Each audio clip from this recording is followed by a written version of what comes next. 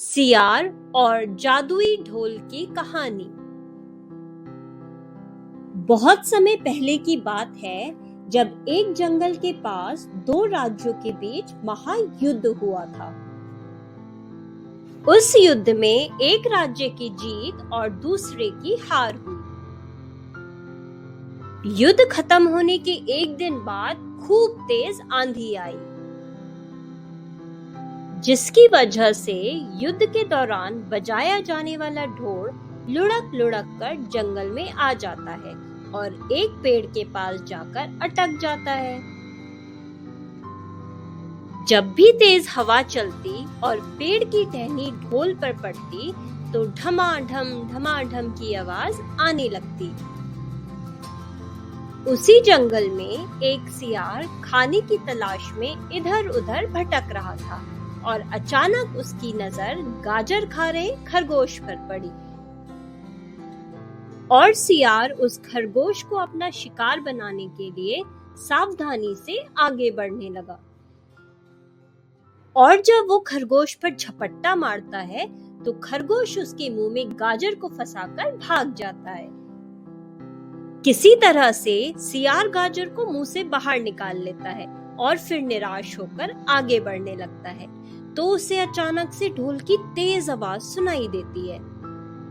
सियार ढोल की आवाज सुनकर घबरा जाता है और सोचने लगता है कि उसने पहले कभी किसी जानवर की ऐसी आवाज नहीं सुनी।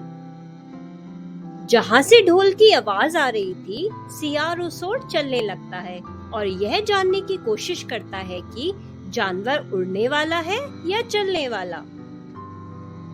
सियार को एक गोल सी चीज दिखाई देती है तो वह हिम्मत करके उसके पास चला जाता है और हमला करने के लिए कूदता है तो उसमें से ढम की आवाज आती है, जिसे सुनकर सियार छलांग लगाकर उसमें से उतर जाता है और फिर वह पेड़ के पीछे जाकर छुप जाता है और चुपके चुपके उसको देखने लगता है। सियार कुछ मिनट तक इंतजार करता है पर किसी भी तरह की कोई आवाज नहीं आती है। वह फिर से ढोल पर हमला करता है और फिर से ढम की आवाज आती है।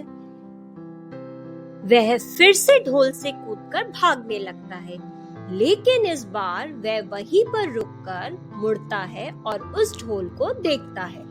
ढोल में से किसी भी तरह की हलचल ना होने पर वह समझ जाता है कि यह कोई जानवर नहीं है।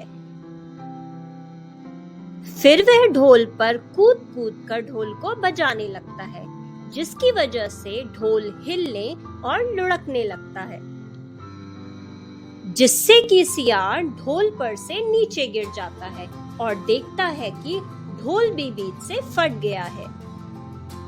ढोल के फटने पर उसमें से तरह तरह के स्वादिष्ट भोजन निकलने लगते हैं, जिसे देखकर सियार का मन प्रसन्न हो जाता है। और फिर क्या था, सियार उस स्वादिष्ट खाने को खाकर अपनी भूख शांत कर लेता है। कहानी की सीख। सियार और ढोल की कहानी से हमें यह सीख मिलती है कि हर किसी चीज का एक निर्धारित समय होता है। जो हमें चाहिए वो हमें तय समय पर मिल ही जाता है।